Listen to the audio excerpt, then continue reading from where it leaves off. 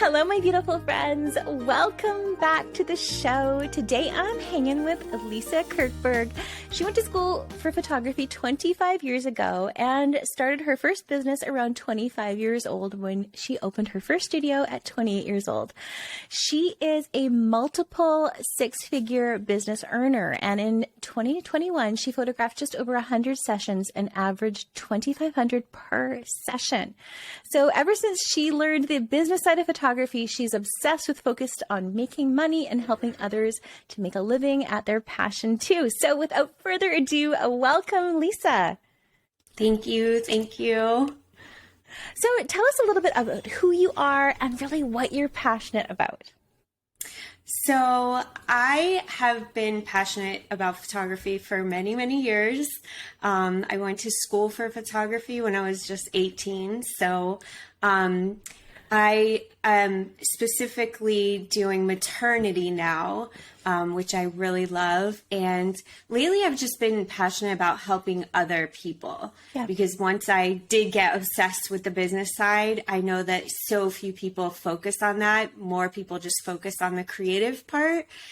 So if I had been there to give myself advice when I was 25, it would be take some business classes, learn, get some mentors, and, it would have saved me a really long, hard road. I love that.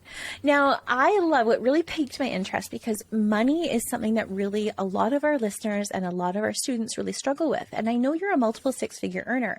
Now, can you share your process with your clients that you're able to charge and earn that amount? Yeah, so I give a very personalized service. So when I get an inquiry, my goal is to always get them on the phone, and I connect with them, find out more about what they're looking for. That helps me to customize a session for them. And, when you put custom in there, it means more expensive. So people start to kind of understand that. And then I do the shoot. I provide professional hair and makeup. I really create an experience for them that's unforgettable. Everybody loves it. And then right after the shoot, I go over my products and my price list with them, which they were actually emailed that right after they booked. So they've seen it before. And then about a week from my session, I sit down with them and do an in-person ordering appointment. And I offer products only. So they get a matching digital file for each image that they choose, but I don't do digital only options. Yeah, I love that. I love this show because I love being able to bring our listeners all sorts of different ways of running a business and all sorts of ways of being successful. Now, you mentioned in your bio that you have an average of $2,500 per client. Now, can you share a little bit of a breakdown what your average client would be getting for that? Yeah, so my middle package contains 15 images. They can choose if they want an album or if they want matted prints in a folio box. So they basically get 15 images, whether they're printed or they come with also the digital files. And I really, I don't have too many requests for digital only options, but if someone's adamant about it, I forego the products for a 10% discount, which is essentially what my cost is on it. Now, what I love about this is you can really tell that you have a streamlined system that really focuses on clear communication with your clients, because that's something we always hear is when there is blips or glitches in the communication, that is typically when you have clients that are unhappy because they aren't sure what they're getting, or you have a photographer unhappy with their clients because they're not picking images. So can you share a little bit about your communication breakdown that alleviates that? Yes. So every time I come into a problem, I take that into my next session, I solve it, and I learn a new system. I learn a new rule. So one of the main things that I found was at my ordering appointment, some people would be kind of taken aback by the pricing and the products. And so now when I go over it with them, they get the email after the the initial booking. So I say to them, I'm like, can you find that email? I just want to make sure you have it. And can you open that price list? So I tell them right away, I'm like, did you have a chance to look over the price list? Some people say no. So I'm like, okay, just pull it up on your phone so I can make sure you have it. And then I'm going to pull it up here too, so we can go over it together. So that has saved me a lot of problems. Yeah. And I also just make sure to do the same thing every time. I even have a phone script right next to on my desk. So every person I talk to, I go over the same questions. Even though I've been doing it for years, I make sure I have those questions in front of me. That way, if I get distracted or I don't want to forget anything, basically. I want to go through everything the same every time. And in the beginning, before I learned all of the things that I know now, I not only used each learning, like I used everything as a learning experience. Yeah. So now I don't deviate from that, because in the beginning when I was changing things, every time I changed something, I realized that the system broke down and I was running into issues. So I'm like, okay, don't change anything. It gets very boring and very repetitive, but you can't change a thing, because if you do, you're probably going to end up paying for it financially. It's so true. As soon as you inadvertently create chaos for yourself and you break your own systems, like that's when things really go haywire. And there's so many times I've done that, to be completely honest, with my own photography business. I was like, I know the process. I know the checklist, but I'll be like, instead of going through my booking form and going through the email system where it's all automated, I'll just respond to that person that messaged me privately on Facebook. And I've totally, from the get-go, already broken my system. So I love that. I love that you've created this framework and these boundaries that you don't crack your own system, because as soon as you do, it'll glitch out. Yeah. Every time I'm like, let me try this. And then I'm like, why did I try that? Why did I do that? You just have to figure out what works for you and then stick to it. That's the most important lesson, I think. 100%. Now, burnout is really a huge thing in our industry. So can you maybe share how you manage 100 clients a year and still feel fresh for every session? So I think my typical goal is to kind of get to know my client. That's where I connect with them and I'm able to keep it a little bit fresh, because it's a fresh person that I'm getting to know. I honestly end up doing, I do 5 to 6 looks during a session, and 5 of them are the exact same thing that I've done 100 times. So I just try to remind myself it's new to them. So it might be boring for me, but I try to throw in there one look or one lighting setup or one thing that's new to me or that I want to practice.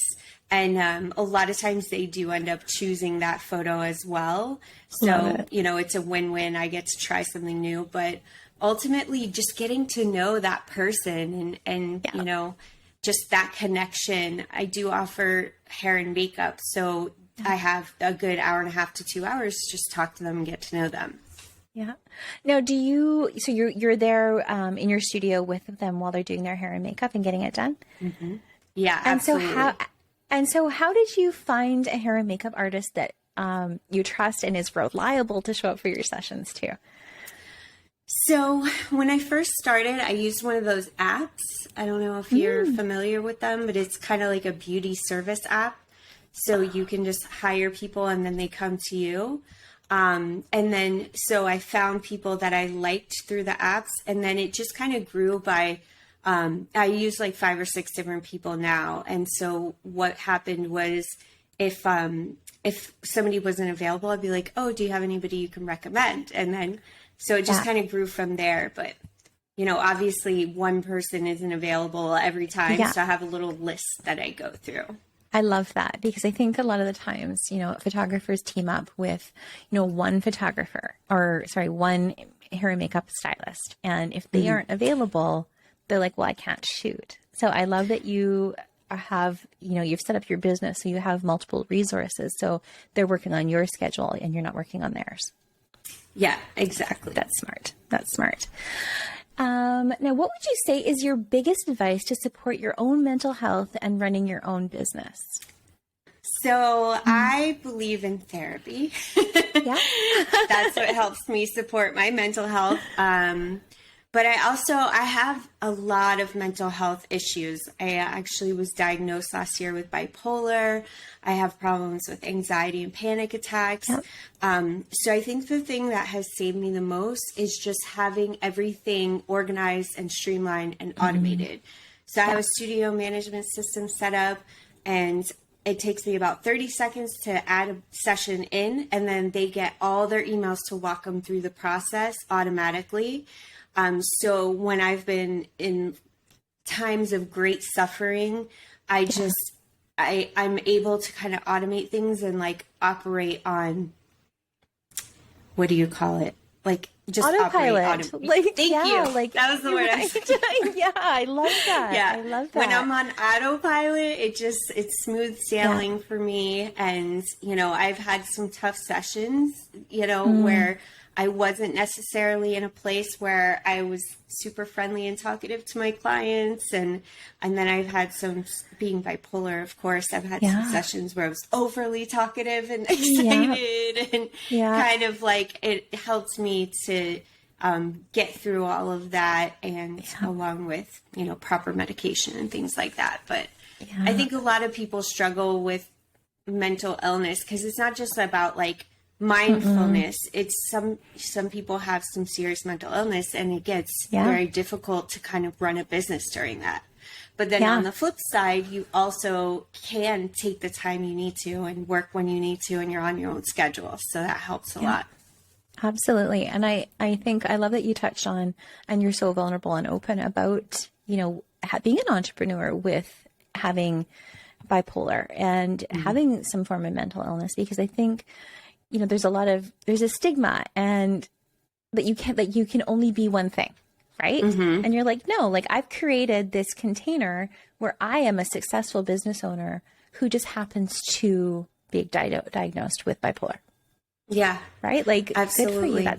That is really, you should be so proud of yourself. I love that. I think I'm probably, I'm sure I think I'm probably undiagnosed with ADHD, to be completely honest. And, I think that probably many artists are. And I think that when you can find a way to manage things and to make certain aspects your superpower, I think that's just so important. Now, you mentioned therapy a little bit too. So can you share a little bit on finding a therapist and how that's benefited your business? Yeah, absolutely. Luckily, I have really great insurance through my husband's work, because obviously as an entrepreneur, it's really hard to get great insurance. So I have a list of different therapists that we're able to, my husband's a first responder, he's a firefighter. So we have a list of people that we can use once a week. Every week, every one of us in the family can go once a week for a year. So I've kind of made my way through the list, because I'm like, oh, well, this person is just kind of like talking to a girlfriend, and that's not really helpful. So, so I found someone. She actually does something special called EMDR, where the rapid eye movement, right? Yes, like exactly. So she's very like proactive and let's do this, let's do that, let's do this. And so, that in conjunction with my psychiatrist, who got me on the right medication to kind of level me out, those two things combined, it's been a lifesaver for me, really. Oh, I love that. I love that. Now we're going to switch gear a little bit to talk about mindset and prices, because a lot of photographers have this struggle where it's like, my clients won't pay that. And that's something that we really often hear from our students and our listeners. And probably that photographers' biggest fear is raising our prices. So what mindset shift do you feel photographers need to make to see their value and confidently charge and raise prices? So the thing that really helped me, and I don't know if I'm allowed to say this, but Sue Bryce had this. Oh, I love Sue. Yeah. Yeah. So she did this speech, I think at an imaging or something like that, Yeah. called When Am I Good Enough to Get Paid? And it was Mm. the single most inspiring. I mean, after 15 years of not making money, when I heard that speech, I was like, oh my gosh, yeah, I have to do this. Yeah. Like, it is worth it. I also would think about, like, what would I get paid if I'm working for someone else? Like the last full-time job that I had before quitting to do my business, I was making $50,000 a year. My boss was paying for my gas and my phone, and I had a 401k and I had health insurance. And when I left to start my own business, I wasn't even able to pay myself that much. Yeah. But instead of working a 40-hour work week, I was working from the minute I woke up till the minute I went to bed, 6-7 days a week. So when you look at it like that, you're like, I need to take care of myself and pay myself what I would be earning if I were working for somebody else. Yeah. And I think there's a fear of actually crunching the numbers of what those are, especially maybe when you aren't the sole income, or you have a partner who, like, maybe the breadwinner of the family. And so you kind of don't really look at those numbers as much as you should. Mm-hmm. And like when I became the breadwinner in our family, like, it was a huge reality check on the numbers and what I needed to be making. It's interesting though. Like, and our first instinct is to like almost hide when we see the numbers. Like, I didn't see that. I didn't put that away. No, absolutely. I think what most photographers do is avoid the numbers. But once you look at, your costs of doing business, and you learn to really analyze things and how much your products cost and how much your overhead costs, and once you really break those things down and you see what you're left with, you're like, oh my gosh, I have to raise my prices. I can't live this off isn't sustainable. This. Yeah, absolutely. And really, for many new photographers, especially when we have a tendency to look down at what the photographer down the block is doing when it comes to their pricing, and just being like, okay, well, so-and-so charges that. And then they just kind of park and stay there. So can you maybe share your advice on how they can get away from that, where they should be looking to crunch their numbers, and any advice you have on pricing yourself to actually make a profit? Yes. So when it comes to other photographers, aside from the friends that I make, I stay in my lane. I don't follow them. I don't follow a bunch of photographers on social media. I just completely zone into what I'm doing and keep like we were talking about with the numbers. I keep the numbers in my head, and I don't care what somebody else is doing. I do have friends that are photographers that don't charge anywhere near what I'm charging. And I've tried to help lift them up by explaining what I'm doing and what I'm making. And they're just comfortable where they are because they don't, I want to make 6 figures. That's not important to them. You know what I mean? Yeah. Like everybody has their own, their own wants and needs. And just because I want more doesn't mean they want more. So, 100%. And like, everyone really does have their own definition of what success really means to them. Mm-hmm. It could be 6 figures, or it could be like more time with their kids. Or it could be like, weekends off. It really, I think really identifying what it is that your own success means to you is such a great starting point to even like know where to even start going. Yeah, absolutely. And it is, a lot of times it is the kids. Like, my kids are 15 and 19 now, so I don't need to be at home with them every minute, making arts and crafts and doing homework. And, I know. I have independence now. Yeah. I love it. Now, can you share a quick tip on how to avoid the dreaded inquire and ghost, and how you convert your inquiries into bookings? So I have an initial email that goes out that just says all bookings and inquiries are handled by phone. And on my contact form, I ask what's the best time of day to reach them. And so in that initial email, I say, I'll be giving you a call at the time that you indicated is best for you. So a lot of times people don't answer, and I have my process is I contact them 2 times by phone. If I don't hear from them, I'll text them 1 time, and I send a reminder email out. If I don't get in touch with them by then, I just archive them. If I text them and they text me back, just wanted your prices or something like that, then I make another attempt and I say, I need to find out a little bit more about what you're looking for to give you an accurate idea of what your investment might look like. So my goal is to constantly get them on the phone. And a lot of people, I can't do that, but that's okay, because if they can't have a conversation with me for 5 minutes, then they're not really my client. They're probably not going to invest $2,500 into the photos, because they're obviously not that important to them. Yeah, that makes sense.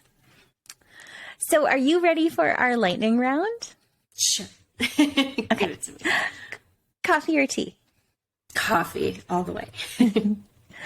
Most luxurious vacation you've ever been on? So I actually just went to Naples, Florida. And for the first time ever, instead of going on Priceline and getting the cheapest hotel, we stayed in a hotel that was $750 a night. And it was right on the beach. They served us drinks and food and gave us towels and umbrellas. It was amazing. It was priceless. I love it. Love it. Love it. What was your favorite TV show as a kid? I'm pretty old, so it was Punky Brewster. I don't know if you know who that is. Same. I'm going to be 45 this year. Yeah, you know all about her. Yeah. Last thing you did for yourself as an indulgence? So I just hired a holistic nutritionist to try to help me get cooking and eating healthier and all of that. So, yeah. Love it. Morning person or night owl? A night owl all the way. What did you want to be when you grew up? So when I was really little, I wanted to be a lawyer or a businesswoman. And I also wanted to live in New York, and I could imagine myself strutting around in high heels and a suit. And now I wear yoga pants every day. So I know, right? I love it. What's your go-to karaoke jam? Oh, nobody wants to hear me sing. No. What do you sing in the car when you're totally alone? I'm kind of obsessed with Halsey. She's, I know like every song, so. I love it. What makes your soul light up? Right now, it's really just helping other photographers. I really love to help people learn, I guess because I avoided it for so long and just focused on the creative side. I'm just like, let me help you, show you the light so you can make a living and you don't have to struggle like I did for 15 years. Yeah, fair enough. What is the best piece of business advice you've ever been given? To know your numbers. Yeah, absolutely. Yeah. What advice do you have for someone just starting out? Study the business side. Once you have a strong portfolio down, you have a website, you need to learn marketing, you need to learn sales, and you need to learn numbers. Yeah, 100%. And I love to end my interviews with this last question, and it is, what are you currently curious about or artistically curious about? So lately, I've been getting really curious about big productions. Like I watch movies and television, and I see these sets, and fashion photography, and I just wonder, I wish I could just go be a fly on the wall and like see how they do all this stuff. Yeah. I love that. Well, Lisa, thank you so much for joining me today. Absolutely. Thank you for having me. Oh, my beautiful friends, thank you for tuning in today. I hope you loved this conversation just as much as I did. And seriously, my beautiful friends, I am sending you so much of my light and love today and every single day. We'll see you next time.